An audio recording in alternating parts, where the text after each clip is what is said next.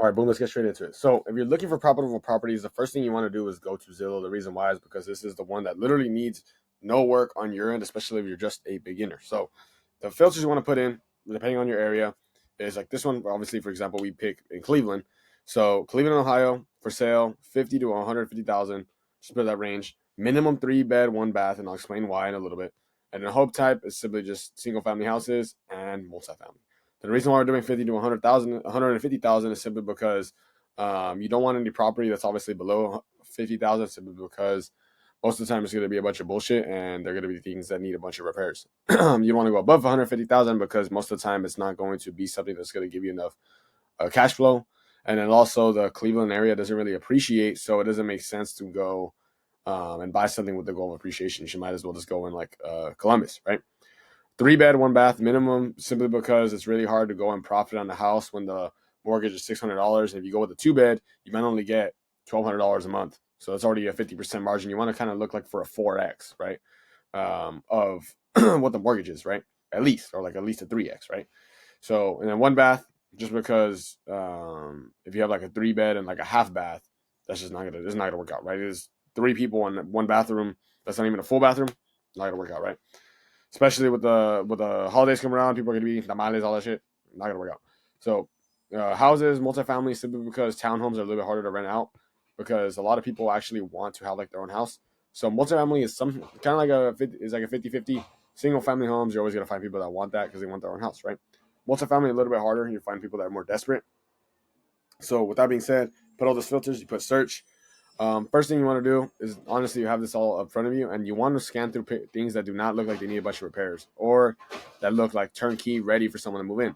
This honestly does not look like it's ready at all. Look at it's messed up right here. Alongside that, there's a whole family in here, right? There's still a whole family, so that stuff has to get moved. If you look at this deal right here, is something that our realtor actually sent us. That seller financing. It's 16 days on the market. The reason why people don't want this is because of I believe it needs the furnace and water tank. So that's something that's pretty expensive. People don't really want to deal with that, right? This is another property that you could easily go and find. It's literally on the front face. You see immediately that it has updated kitchens, bath. You read this, you could leverage this against them and say like, hey, I'm willing to give you fucking 95 because this person dropped it by 25,000. And it's still 60 days in the market. So that's something you can go and find is profitable. I'll be careful with this one because if it's dropped over almost $30,000 down on the price cut, it's probably for some sort of reason, right? They couldn't get the number that they wanted. So this property might be able to be profitable if you go and say, okay, FMR. On the hack on this is that most people don't really do is instead of like going and looking at the FMR right here, which you go and search FMR for your county, which this one's Cuyahoga. It says 4-bed is $1,832, right? You would think, oh my gosh, like I'm only gonna make $600 a month. But what people don't understand is that since it's a duplex, instead of renting out to one whole family, you go like this. So what's 2-bed? This exactly, I believe it would be $2,659, right? If you do the exact math. So let's do 2,600. You pull this calculator, run this calculator, just DM me or leave a comment down below. 2658 if you're going 100% rent, right? 2658. Boom. This property 10%. Make sure you look at right here the mortgage or where's the payment and all that shit. It talks about it. Where the hell is that? It should say like the property. It should say the actual numbers. Damn, it doesn't say that. It should say the numbers. I don't know why it's not showing it. But let's see, pre-qual. No, don't do Zillow loans. Let me pause this. Down low enough. So now that I went down low enough, you see property tax is $166. Put this back in the calculator. I don't know. It's kind of high. I guess it's maybe a nicer neighborhood. $166. Look at insurance. It's going to be $30. See, $30 right here. So your net expenses is $727 if you want to go and have a higher maintenance. How much money you basically put to the side. If you go and you put this as a 679. Mortgage, obviously you go have to factor in these numbers. So let's say 99.5, 9,500. Look at this. This one you monthly net at 100% rent, $1,200, right? Because you switched it. You switched it from two separate families. I mean, from one family at four bedrooms or with their voucher to two separate families, and you make more money. Like, let's do the difference now. So if you go with this, boom, just keep all of the exact same things. Boom, 1,800, right? Look at how much different, more profit. You're making essentially double the amount, right? This is at 100% rent. You might only get 80%. So if you only get 80%, you might only get $400 on this property if you're at 80%. If you go at the 80% with the two families, you'll probably make maybe $1,000, maybe $900. Still a lot more money. So you have to understand how to make this game make sense, and then also negotiate for people to obviously live in the house, considering there's two separate families. So this property might make sense. It's actually like one of my first time seeing it. So me first time seeing this, I'm already seeing this property is profitable. It's unbelievable that most people are not taking advantage of this, right? As you look at this, let's go through here again. Let me scan and I'm gonna stop real quick. Again, this might be a profit. This might be a property that looks appealing because it's $55,000, but it has 115 days on the market. So that means that people don't want it. This would be a big reason for people don't want it. Probably make a lot of money on this house if it was obviously renovated and all the above, but you don't want to do that, especially in the beginning. And also, it has carpet. That's something you don't want to mess with because people have kids, they can spill stuff. Carpet gets messy, and then obviously they're not gonna be able to get it out, so you're gonna have to repair it. This property right here looks really, really nice, but you have to see what the mortgage would look like, right? This is not something that's necessarily calculated automatically. I don't know why it says 11 baths. It might have just messed it up and put one, but this one's really nice. It's on auction, so it's not going to tell you exactly how much of a mortgage it is. However, look at this one. Like I said, it's a single family. It looks pretty nice. You calculate the mortgage on this one, probably be relatively inexpensive. Alongside that, it's actually a really nice house. Like, I can even see myself living in this motherfucking house. It's a property that looks really nice. However, it's not something that I would see myself going to buy simply for investment because the mortgage is almost $1,000 a month. Which, if you're doing the calculations with this and also this, you're probably not going to make that much money. You might even lose money if you rent this property out. It's in a very nice area. Studios in the market probably go really fast. However, for the goal of simply just Section 8 investing, it's probably not going to do very, very well. Numbers on this, let's see.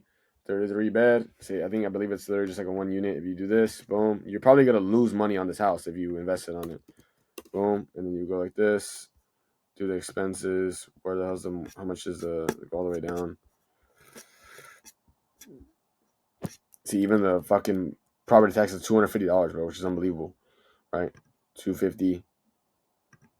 250. Yeah, you're probably most likely gonna lose money. So this is how you know that this property is not gonna be profitable at all. And it's not that hard to go and do something like this when it comes to the numbers, but you have to do it. Like, you literally have to do it, or else you're gonna essentially just waste your own time. 149.9, 149,900. Right. Net, this is how much it says you will net, right? Not knowing mortgage is $1,000, $1,076, $1,076. You're gonna make $5. You guys want $5 a month on a house? Not the move, right? So this is not the move. $5 a month. That's at 100% rent. Most of the time, you're gonna get 80%. So if you're considering the fact you're gonna get 80%, what does this mean? You're gonna lose money. This is not a deal that you're supposed to get. Not a deal by any means. So this is how you could essentially factor it out. This is one of the main ways that we look through stuff. Besides that, we have our agent that sends us properties every single week. You want to go and try this first, because when you try to go off market when it comes to acquiring properties, like we're trying to join this Facebook group, you want to be careful with that, because they're going to be off market, but usually going to come around the same price as this, simply because people are going to add their finder's fee, people are trying to wholesale it to you, people are going to go and mark it up for the amount that they want, simply because they're either going to be a middleman most of the time, or they know that you're not going to find a deal like that on the market, so they have their competitive advantage, and they're trying to see who will pay more for it before it hits the market, because if it hits the market, you'll probably get a bunch of lowballs. So do your numbers on this. Go through Zillow with the exact features. Make sure you look for something that doesn't have a bunch of repairs. And alongside that, without the repairs, is read the damn descriptions. Alongside reading the descriptions, contact these agents to make sure that this property does not have any repairs that they have not listed. So you don't want to go and waste a bunch of money on inspections if you could simply just have the conversation to see if it even makes sense to go and inquire about this property, right? You don't want to get on the contract, have a conversation. I mean, have an inspection. You're wasting $400, $500 on something that you could have just gone and had a call about, or had your agent visit it. You want to make sure that you're not getting it out before you invest any more time, energy, especially money, especially if this is your first deal. So this person doesn't have anything listed when it comes to HVAC, doesn't have anything listed when it comes in regards to electricity, roofing. So that's something you need to inquire about and say, hey, what's the status of the roof? When was it repaired, or when was it last swapped out? What about the HVAC? What about the electrical? And also the plumbing. The plumbing is a big one too, simply because it's something that is dirty work. They have to remove shit if they have to go into the walls, and it's something that could cost a lot of money. So make sure you knock this out, because those are all expenses. Because yeah, you may see right here, $69,000 on or one property or something like that. $18,000 to buy this house. However, just because it's $18,000 to buy this house does not mean that you're going to spend $18,000, because there's a possibility that this person right here is not mentioning any repairs that may be needed. They might try to get you in a 360 Drewski deal. This is gonna fuck you up, and you're gonna have to spend more money. Like this one, I could already tell it's gonna need some repairs. Even from right here, you can see there's stuff ripping. There's a fucking brick. There's a door full of there's wood door. They don't want to show the inside, most likely because there's something wrong with the inside. So you would need to see that if there's something wrong with the inside. Be careful when it comes to getting a 7-bed, because you're gonna have to market it to multiple families, and you have to work out like if they're cool with that. Because the 1-bed is probably a separate unit, and there's probably a unit upstairs too. And most people want single family homes. Like I said, bring your creativity and imagination. Essentially, they're just saying that you need to buy this and figure it the fuck out. That's why it has 194 days on the market. So this is how we find profitable properties. Make sure you have these guidelines. Do your numbers with this. This is the amount that it's going to be. Realistically, you might only get 80%. So any number you see right here, cut it by 20%. And also do what I said about the trick, where if you have a 4-bed, see if it's a multi-unit, go and have 2 separate families in there. Simply because you could go and get someone with a 3-bed voucher and move them down, and then they go and have a 2-bed house, and they're still paying you the amount of rent. Or they could pay you 3 beds worth of rent for a 2-bedroom house. So essentially, you get more money. You get $400 more for the same house. So then 1720 times 2, you're looking at $3,440. Hopefully, I'm right on that when it comes to the math. But $3,440 is a lot better than $2,600, right? So this is how I find the profitable properties. Keep scanning like this. If you literally go on here every single day, also have connections with the agents. Get your first couple properties under contract. Show you're legit. So you show that you're serious about what you're doing. You're gonna come across off-market deals, and you'll know the terminology. You know how to get your deal done.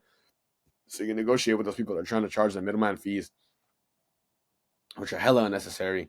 Obviously, people got to make their dough, but especially it's hella unnecessary when these people are obviously just going and trying to wholesale you the property because they're trying to make some bread, right? Everyone to each their own, but sometimes it's kind of annoying that they're trying to charge you $20,000 for something that's going to profit you $1,000 a month. That's going to end up postponing the amount of time it takes you to get a profit. So if you have any questions about this, you can DM me, or you can leave a comment below.